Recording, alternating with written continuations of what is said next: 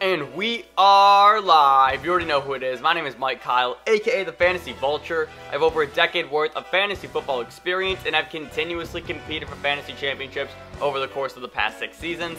Let's make it 7 in 2020. But enough of me. I'm here for you. On today's episode of the FB Show, we are going to continue our Week 1 game recaps. If you missed any of our previous recaps, you can click the link right up here or in the description down below. It'll take you to a playlist. In this video in particular, we're going to cover the Miami Dolphins versus the New England Patriots. So if you are excited for this game recap, be sure to hit that like button down below, like an open receiver downfield, Patrick Mahomes style. And if you want to see more NFL and fantasy football content, be sure to smash that subscribe button as well, power running back style. And of course, you can follow me on all social media platforms at FFVulture. But you guys know how we start these things off. It's highlight time. Let's jump right into it.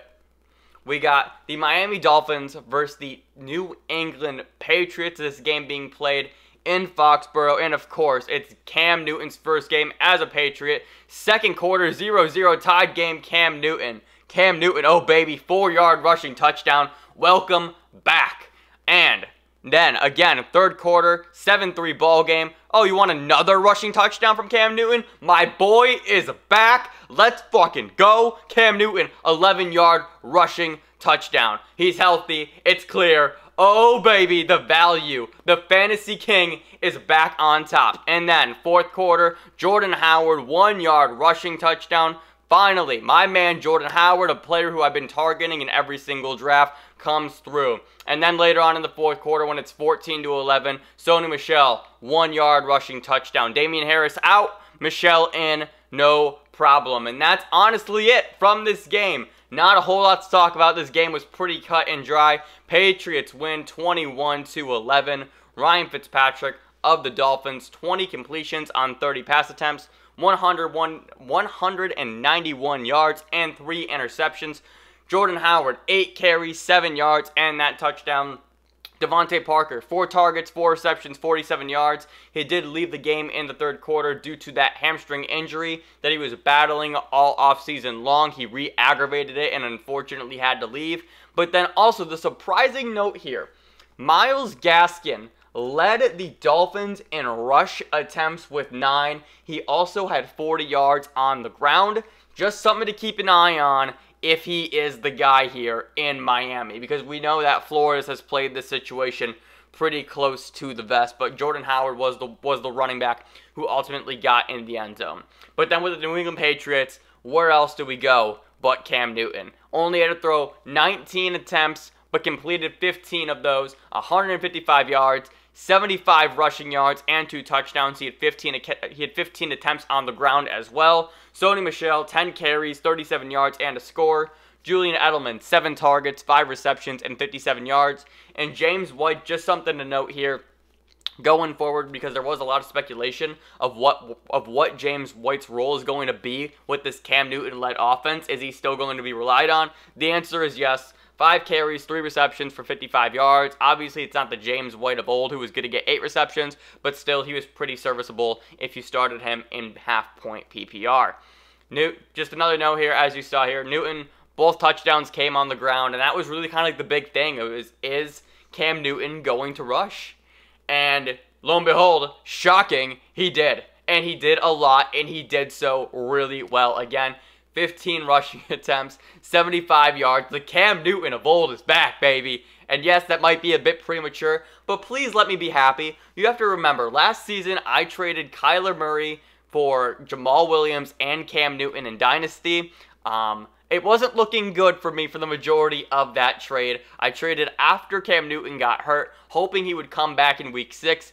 He did not. He ended up missing the entirety of the season, and then he didn't have a team for a little bit, and I was real concerned that I just made the worst trade in fantasy history. So to see Cam Newton come back and play well like that really was great to see. I know not only myself, but a lot of other people were rooting for that as well. Newton finished the game with 20, let's do some quick math here. Newton finished the game with 25 fantasy points. It was just a vintage Cam Newton performance. The fantasy king, as I call him, is back on his throne, and that makes me so happy. There really isn't a whole lot to talk about from this game, though, all things considered. Again, I really just want to point out the fact that Myles Gaskin led the Dolphins in rush attempts, and it wasn't even one of those things because, oh, they were losing, so they were giving him the ball. No. Like, he started out the game leading them in rush attempts, and he finished there. So that doesn't feel like a fluke. That feels like just something that we really have to pay attention to going forward. Again, with the Dolphins, they're not going to be murdering teams by any means. So it's very unlikely that, that they're going to be in positive game scripts where they're going to be, asked to run the ball over and over again. But just, if you're in a deeper league or if you're just battling running backs, just trying to figure out who to start because you're scrambling, maybe you went 0 RB to start your draft, Gaskin could be an interesting pickup here after week 1. Ryan Fitzpatrick looked really bad. It wasn't pretty. There was already murmurs and chants for Tua, especially on Twitter.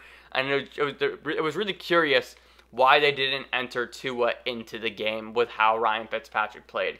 Again, it wasn't horrible by any means, but 3 interceptions was meh. Like, oh boy, we got one of those Fitzpatrick games, right? And we're so used in the fantasy community to rooting for Fitzpatrick because of what he's shown he can do and his willingness to air it out. But this is also the other side of the coin, right? When he's not connecting with Davante Parker for 35-yard touchdowns, you're going to get these 3 interception games from him. Jordan Howard, unfortunately, he did only get those 8 carries. Like, his stat line this game was wild.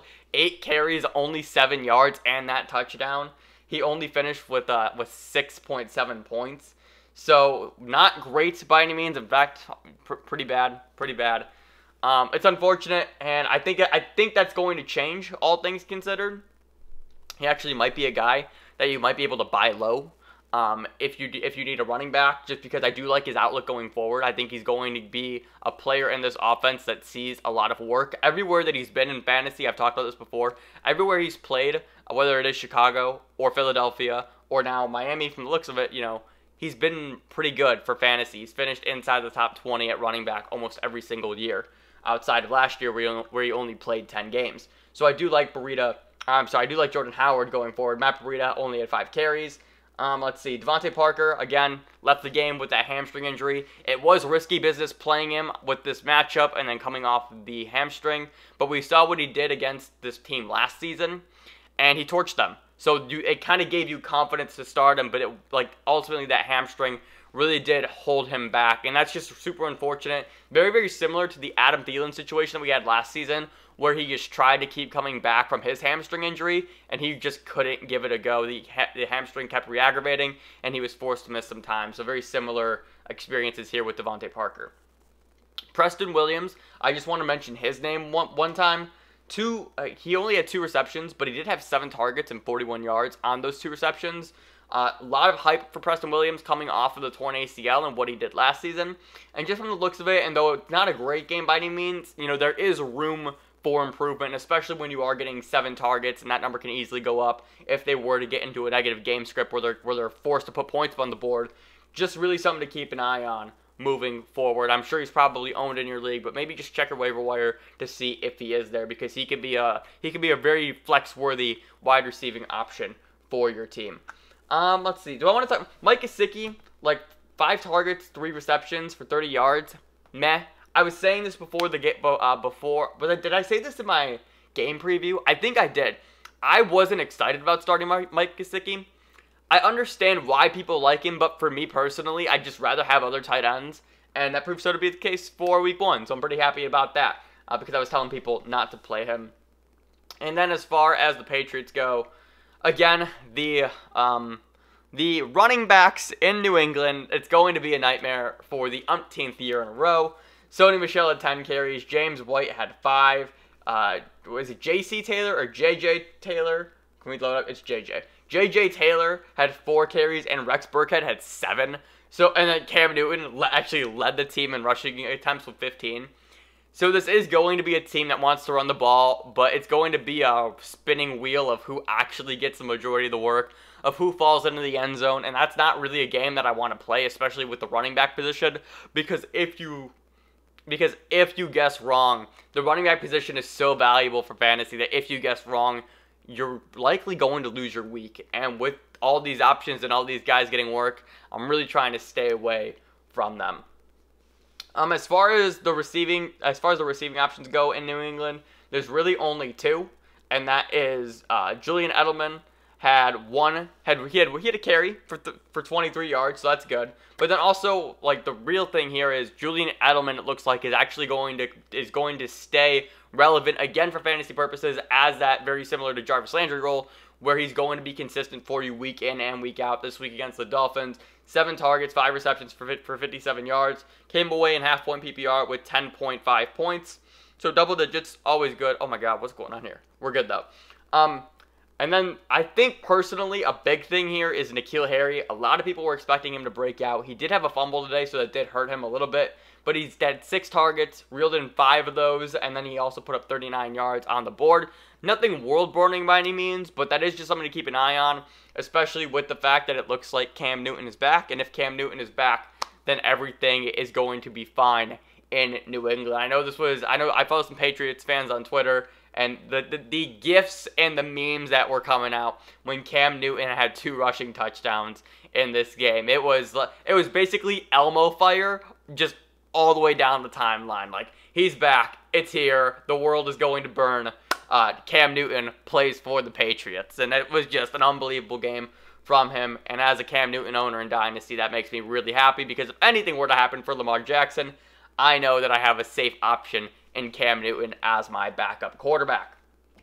Anything else that I need to cover from this game? Not particularly. This wasn't a necessarily like exciting or world-burning game by any means, and there were a few of those this week, so be sure to hit that subscribe button down below if you want to check out my game recaps for those. Also hit that like button if you enjoyed this video, and you can follow me on all social media platforms at FFVulture. I'm going to get up out of here. I still got like 13 of these to do, so I'm going to wrap it up here. Thank you so much for watching, and I will see you in the next video. Remember, people come and go, but fantasy championships are forever. I'm out. Later.